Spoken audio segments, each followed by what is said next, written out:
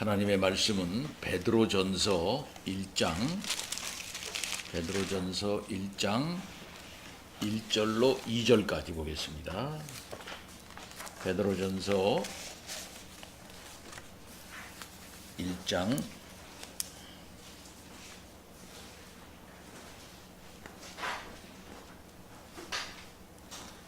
1절로 2절, 제가 한 절 읽고 여러분이 한 절 읽습니다. 예수 그리스도의 사도 베드로는 본도, 갈라디아, 갑바도기아, 아시아와 비두니아에 흩어진 나그네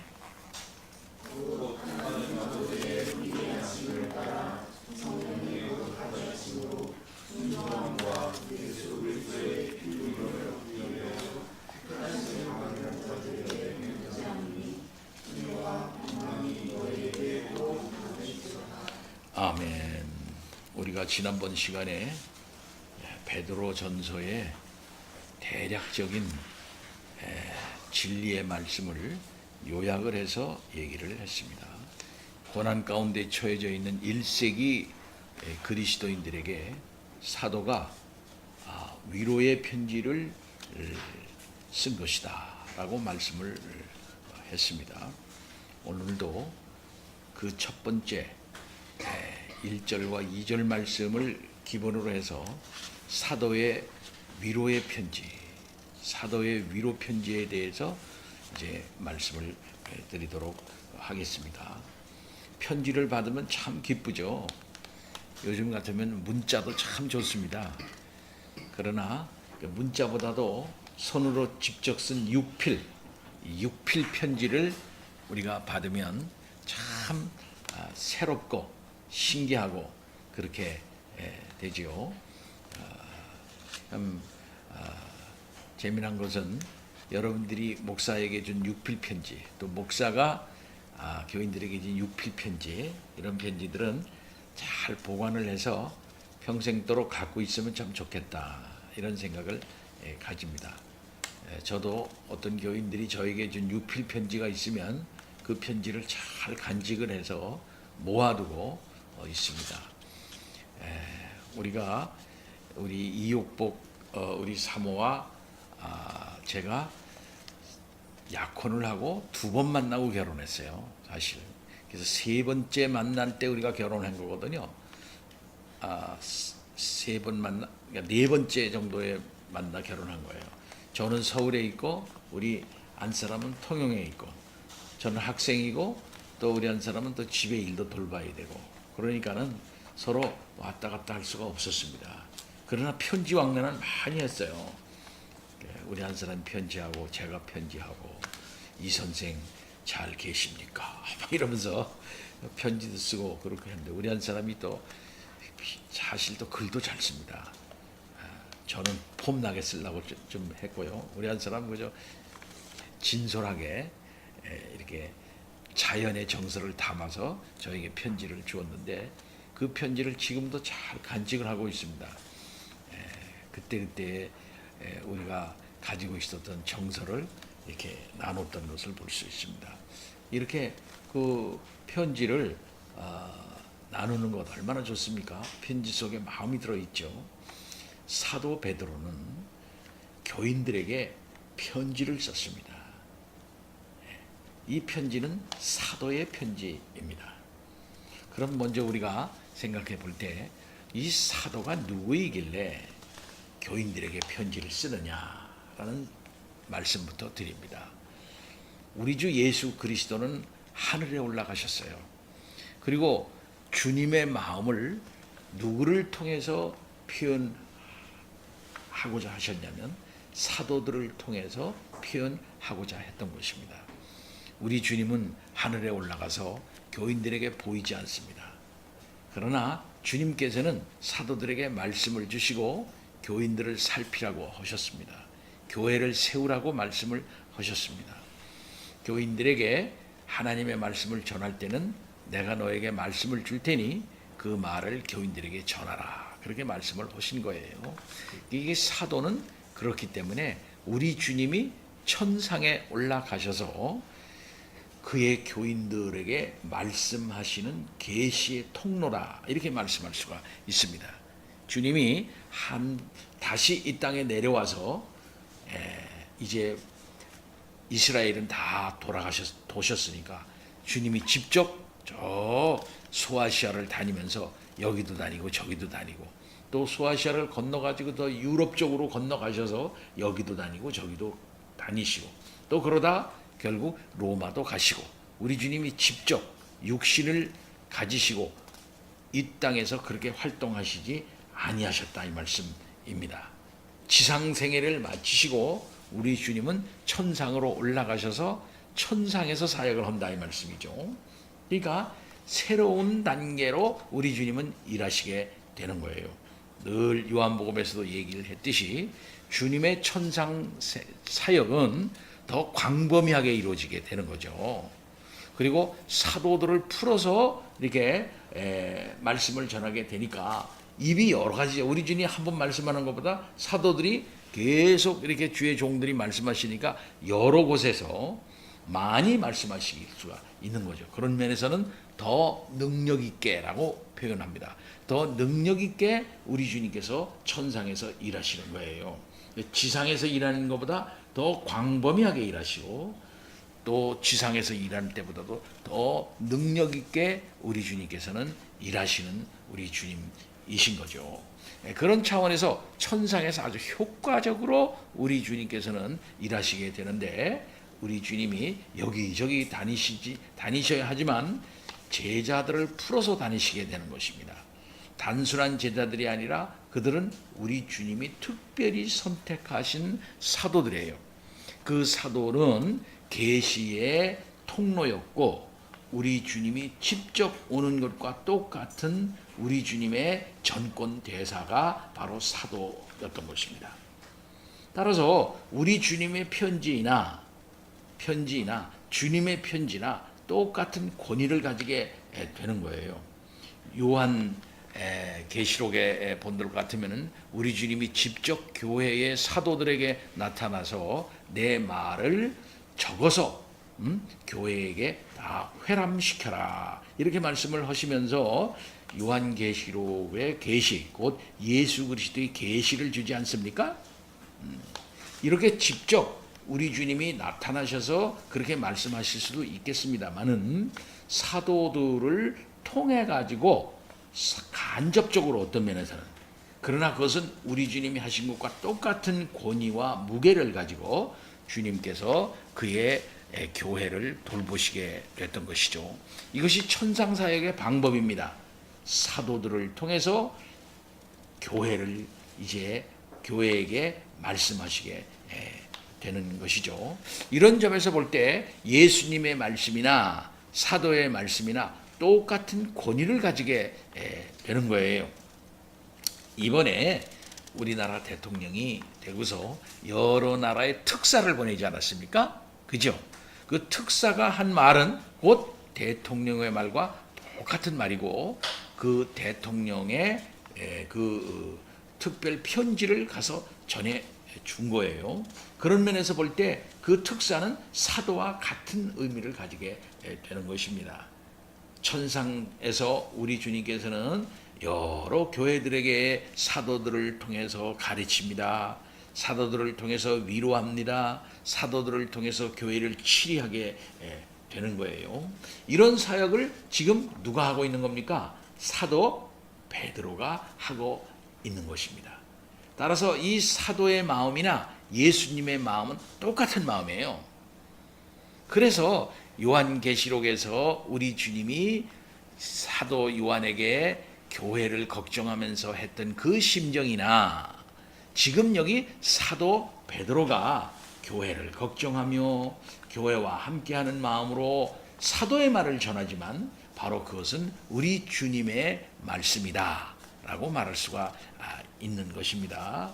복음서 사도들이 썼습니다. 하나님의 말씀입니다. 바울 서신 바울이 썼습니다.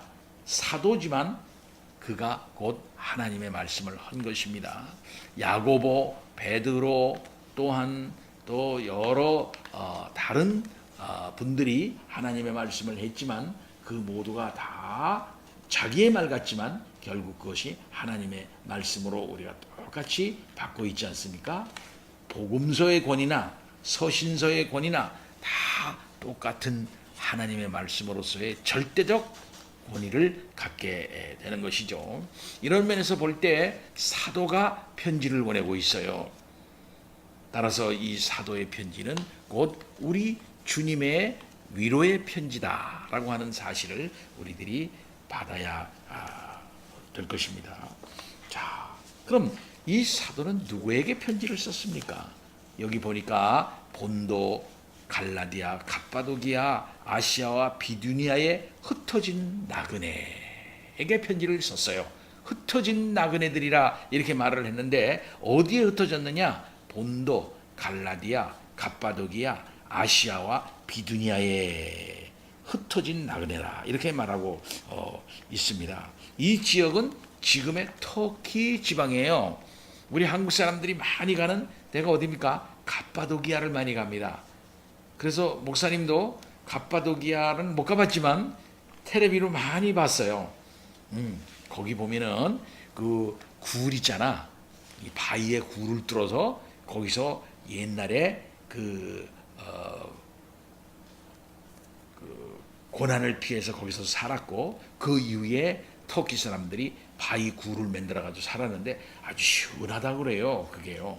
그리고 굴이 파기도 좋다고 그래. 잘 파지고 또 무너지지도 않고. 그래서 거기서 참 오랫동안 살았는데 요즘엔 그렇게 사람이 많이 살지는 않는다고 합니다. 왜? 좋은 집이 많이 있으니까. 그러나 텔레비에서 보니까 그게 살만하겠더라고요. 예, 그런 아주 아름다운 갑바도기아입니다. 바로 그 우리나라에 세계적으로 갑바도기아 신학이라는 신학이 있어요. 갑바도기아 신학자들. 그 갑바도기아 신학자들이 굉장히 아주 그 균형 잡힌 좋은 소아시아의 신학을 드러내는 그런 훌륭한 그런 사람들이 많이 이제 났습니다. 자, 이런 갑바도기아, 갈라디아, 아시아, 비두니아 이 지방이 바로 터키 중부 내지는 그 북부 지방이다 이렇게 말할 수가 있겠는데 여기에 나그네들 흩어진 나그네들에게 편지를 쓰고 있는 것을 볼 수 있습니다. 흩어진 나그네라 이렇게 말씀을 하고 있죠. 흩어진 나그네는 어떤 뜻이겠습니까? 먼저 구약에서 보면은 예수님 나시기 전 586년에 유대가 바벨론에게 망하지 않았습니까? 그리고 망하고 유대 사람들이 다 흩어졌어요. 예루살렘에 사는 사람들을 다 그 사람들이 흩어버리고 말았던 것입니다. 이들이 고향을 잃어버렸죠. 그래서 이 나라 저 나라로 이제 많이 방황하면서 이제 살았는데 바벨론으로 끌려간 사람 많이 있겠죠? 그렇죠? 그리고 또 어딜로 많이 이 사람들이 도망가서 살았냐면은 북아프리카, 북아프리카 지금의 리비아 있잖아요. 리비아 북아프리카 지방에 가서 많이 이렇게 살았어요. 그리고 이 사람들이 조금씩 퍼져 살면서 아테네에 가서도 살고 로마에 가서도 살고 이 나라 저 나라에 가가지고 살면서 나름대로 유대인 공동체를 이루고 있었던 것입니다. 가는 곳마다 구약 성경을 가르치고 가는 곳마다 회당을 지어서 하나님의 말씀을 읽고 배우고 이렇게 해서 유대의 풍습을 지켰던 그런 사람들이죠. 자, 이 사람들이 항상 그리워했던 곳이 어디예요? 구약 성경 보면 예루살렘 성입니다. 예루살렘 성전입니다. 그래서 돌아가 가지고 예루살렘 성전을 새로 짓고 그곳에서 또 경배하고 하는 것을 늘 바라고 소원했던 그런 사람들이거든요. 그러나 수백 년 동안 그곳에서 터전 잡고 살다 보니까 그곳에 그냥 눌러앉아 버리고 말았어요. 그래서 어떤 사람들은 히브리어를 아예 잃어버린 사람들이 많이 있었습니다. 그래서 특별히 북아프리카 지방에 있는 그 사람들이 히브리어를 잃어버리고 말았어요. 히브리어를 다 잊어버리니까 젊은 사람들이 구약 성경을 읽을 수가 없겠지요. 그렇죠? 젊은 사람들이 구약 성경을 못 읽어. 구약 성경은 히브리어로 되어 있는데 그러니까 이제 70인경이라고 하는 그 성경을 히브리 구약 학자들이 다 이제 해서 헬라말로, 당시 세계적인 공통어인 헬라말로 구약을 번역했어요. 이것이 예수님 오시기 전에 한 300년 전에 일어난 그런 일이었어요. 그러니까 굉장히 아주 귀중한 그 책이 70인경이에요. 셉처진트라고 하는 그런 책을 썼어요. 근데 그 당시에 그러면 구약이 특별히 히브리 학자들이 히브리 말을 헬라 말로 번역하는 과정에서 어떤 뜻으로 이 구약 성경을 이해했는가라는 것을 그 셉처진트를 번역하면서 나타나 있죠. 그래서 우리가 오늘날 신약 성경은 헬라 말로 되어 있어요, 그죠? 코이네라고 하는 헬라 말로 되어 있고요. 또 구약 성경은 히브리 말로 되어 있어요. 그다음에 구약 성경을 헬라 말로 번역한 이 70인경, 이것도 많이 구약 성경을 참고를 하고 있는 것입니다. 자, 이렇게 세계에 흩어져 있는 구약 성도들, 이런 사람들을 디아스포라라고 했어요. 디아스포라, 흩어진 사람들, 고향을 잃고 어떠면은 다른 나라에 가서 살면서 하나님의 말씀을 잊어버리지 않으려고 하는 가운데서도 어떻게든지 하나님의 뜻과 경륜을 고대하면서 살아나가는 그런 사람들이에요. 특별히 이스라엘의 특별한 명절 있지 않습니까? 유월절이라든지 오순절이라든지 뭐 이런 명절이 있으면 이 사람네들이 이제 그 순례자를 파송을 해가지고 이렇게 가장이 온다거나 누가 온다거나 해서 한 번씩은 싹 와요, 예루살렘 성에. 그러면 예루살렘 성에 엄청나게 많은 사람이 몰리게 되겠죠. 그렇죠? 본국으로도 이제 오니까 이런 디아스포라들이 그렇게 많이 있었던 것을 볼 수 있는 겁니다. 자, 그렇다면 그들이 외국에 나가서 살면서 얼마나 많이 서름이 있겠습니까? 그렇죠? 얼마나 많이 때로는 고통이 많이 있겠어요. 자, 그런 거를 기억하면서 지금 신약의 성도들을 흩어진 나그네라 이렇게 얘기를 하고 있어요. 여기 흩어진 나그네는 구약의 이 디아스포라를 생각해 볼 때에 이제 새로운 믿는 사람들을 말하는 겁니다. 여기서 곧 신약 성도들을 말하는 거겠죠. 그래서 구약 유대인 출신으로서 예수 믿는 사람도 말할 수 있겠고, 유대인 출신의 그리스도인들도 있어요. 그죠? 그리고 또 이방인 출신의 그리스도인들도 있다 이 말씀입니다. 이들 모두가 다 어쩌면은 흩어진 나그네로 이 사도 베드로는 취급을 하고 있는 것을 볼 수 있습니다. 고난을 받고 어려운 가운데 있으니까 신앙을 지키기 위해서 자기가 살아가는 터전을 떠날 수밖에 없는 그런 사람들입니다. 예를 들어 말하면 아브라함 같은 사람들, 하나님께서 아브라함에게 말씀을 했습니다. 고향집, 친척, 네 아비 집을 떠나라 말씀하는 거거든요. 내가 지시할 땅으로 가라 했을 때 그는 과감히 하나님의 약속을 부여잡고 길을 떠났지 않습니까? 어쩌면 디아스포라예요. 하나님이 나와 함께 하신다. 그러면 어디에 가든지 나는 살 수 있다. 하나님이 옛날에 광야에서 이스라엘 백성들과 함께 하셨기 때문에 그들이 생명을 유지하고 결국 가나안으로 들어가고 그것에서 살았지 않았는가.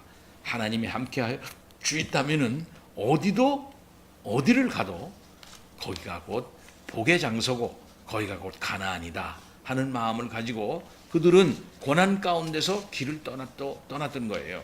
그래서 이방인들이 있는 그곳에서, 문화가 다른 그곳에서, 말이 다른 그곳에서도 그들은 주님과 함께하는 그런 마음으로 살아갈 수가 있었던 것입니다. 그런 사람들에게 얘기하고 있는 거예요. 여기저기 흩어져 사는 예수 믿는 디아스포라더라 라고 이 사도 베드로는 얘기하고 있는 것이죠.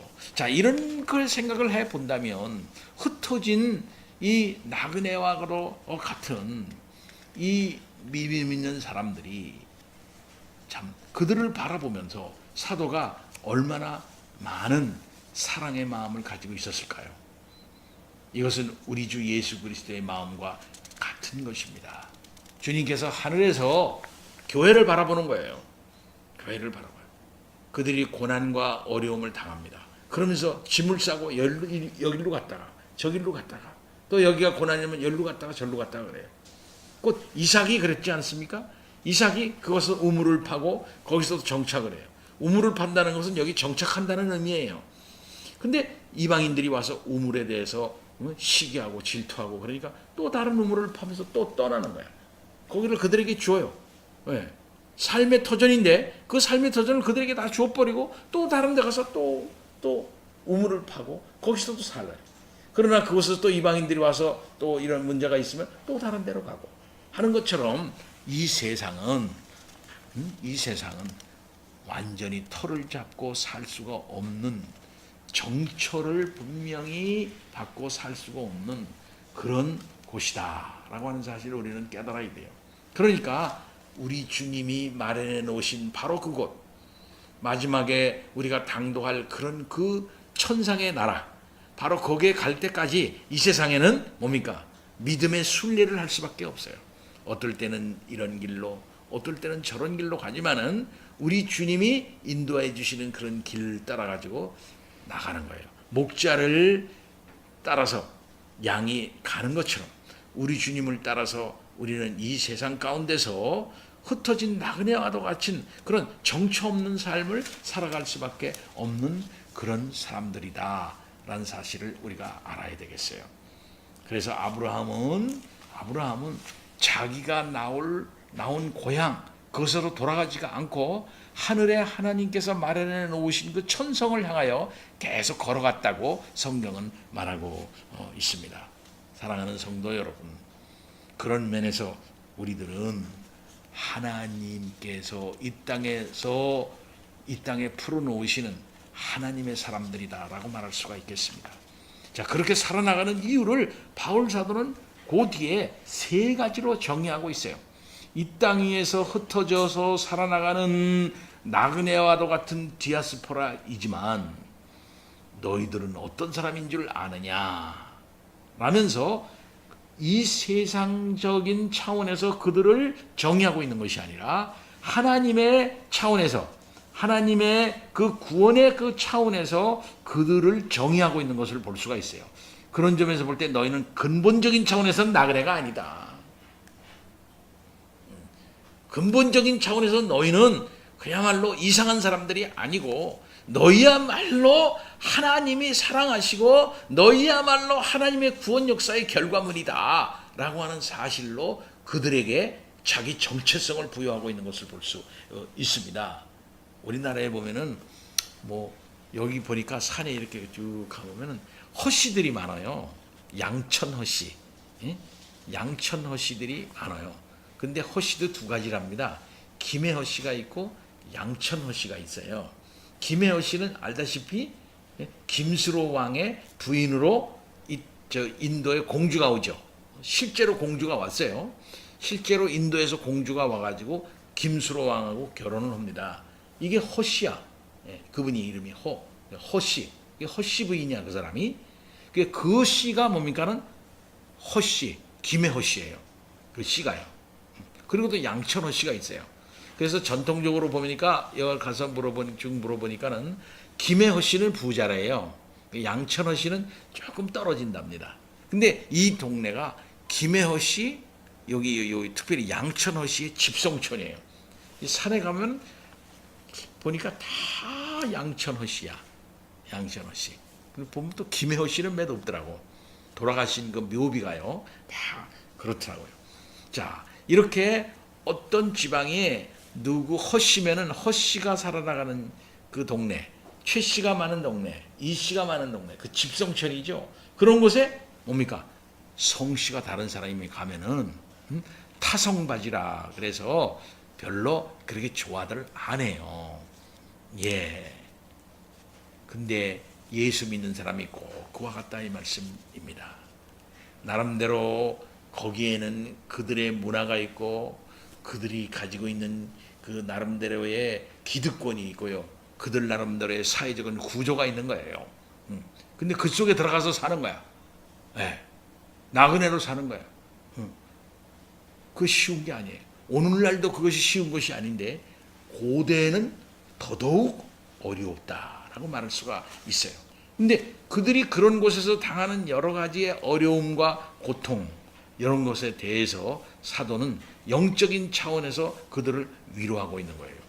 그래서 사도 바울은 그들에게 대해서 먼저 뭐라고 말하는고 하니, 이 세상에서는 너희는 나그네로 살지만, 너희는 주인이 아닌 것 같이 살지만 근본적인 차원에서 너희는 그런 자들이 아니다. 누구냐? 하나님 아버지의 미리 아심을 따라 성령이 거룩하게 하심으로 순종함과 예수 그리스도의 핏부림을 얻기 위하여 택하심을 받은 자들이 너희들이다. 너희들은 특별히 하나님께서 택하신 자들이다 라고 하나님과 하나님의 구속역사적 차원에서 그들을 정의하고 있어요. 그러니까 이 편지를 받은 사람에게 뭐라고 말하는 거니? 너희들은 세상에서 나그네가 아니란 얘기야. 어떤 면에서는, 근본적으로는 이 세상에서는 나그네처럼 살지만 영적인 차원에서는 너희들이 사실상 주인이야, 이 소리예요. 이 세상에서 정체 없이 살아나가고 이 세상에서 자기 값이 없이 살아나가는 사람이지만, 사도 베드로는 이 땅에 있는 그리스도인들에게 말하고 있는 것입니다. 너희는 하나님의 사람이다. 하나님의 백성이다. 그들은 나라를 잃고 흩어져 이방인 지역에서 살아나가고 있는 사람들이었지만은 베드로는 말합니다. 이제 너희는 예수 그리스도를 진정 바로 믿음으로 말미암아 오직 너희는, 베드로전서 2장 9절에 오직 너희는 택하신 족속이다. 왕같은 제사장이다. 거룩한 나라다. 그의 소유된 백성이다. 왜 택하셨느냐? 왜 왕같은 제사장으로 너희들을 만들었느냐? 왜 거룩한 나라로 하나님께서 그렇게 너희들을 이 땅 가운데 두셨느냐? 왜 너희들을 하나님께서 확실히 자기 백성으로 소유를 하셨느냐? 너희를 어두운 가운데서 불러내어 그의 귀한 빛에 들어가게 하신 자의 아름다운 덕을 선전하게 하려고 그렇게 너희를 택하셨고, 너희를 왕같은 제사장으로 삼았고, 거룩한 나라로 하나님께서 너희를 소유하신 것이다. 너희들은 그것을 알고 이 세상에서 살아라 라고 말씀하시고 있는 것입니다. 바로 이러한 차원에서 베드로는 이 편지를 시작하는 맨 앞에 그들의 정체성을 확실하게 해두고 넘어가고 있는 거예요. 너희는 하나님의 미리 아심을 따라서 그 미리 아신 자들이다. 하나님의 뇌리, 하나님의 작정하심, 하나님의 그 작정하심 속에 들어져 있는 너희의 특별한 선택된 자들이 너희들이야. 너희들이 앞으로 되어야 할 모든 이런 것에 대해서 다 하나님께서 청사진을 갖고 있는 거야. 뿐만 아니라 성령으로 말미암아 너희를 거룩하게 하시려고 예수 그리스도의 핏부림을 통해서 구속받게끔 되어진 자들이 바로 너희들이야. 그렇게 하기 위해서 너희들을 하나님께서 특별히 선택한 거야. 하나님께서 너희를 특별히 선택을 해가지고 예수 그리스도의 핏부림을 받게 하시고, 그렇게 해서 거룩하게 만들고, 그렇게 해서 특별히 하나님의 그 구속 역사의 대상으로서 너희들을 이 땅에 내놓으신 자들이 바로 너희들이다 라고 사도 바울은 말하고 있는 겁니다. 그럼 이 편지를 받은 1세기 그리스도인들, 흩어진 사람들이 사도로부터 이런 편지를 받았다고 그래봐. 이 동네도 살고 저 동네도 삽니다. 여기 삽니다. 그렇죠? 그런데 사도의 편지를, 특별히 사도의 친필 사인이 들어져 있는 편지, 그것도 6필 편지를 딱 받았다고 생각을 해보세요. 얼마나 감격스러운 일이겠습니까? 특별히 지금 여기 베드로전서 이런 편지들은 편지가 하나가 딱 있잖아. 그러면 그걸 갖다가 써가지고 어떻게 하겠어요? 하나를 만들잖아. 하나를 만들면 복사를 해, 도구를 필사를 해가지고 복사를 해가지고 그걸 갖다가 비두니아에 있는 흩어진 그 공동체가 있을 거 아니야. 거기, 거기 예수 믿는 사람이 모여서 예배를 드리고 그러잖아. 거기로 갖고 가는 거야. 거기 갖고 가서. 그럼 거기에서 큰 예배당도 없으니까 어느 집사님 댁이나 어느 장로님 댁에서 모이는 거예요.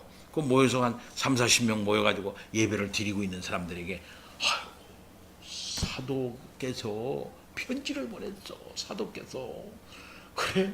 하고 사도 편지를 갖다가 싹 읽어주는 거야. 그러면 아멘, 아멘, 아멘 하고 그렇게 받는 거예요. 또 그 편지를 또 복사를 해가지고 똑같은 걸 만들어가지고 또 다른 데다 또 보내는 거야.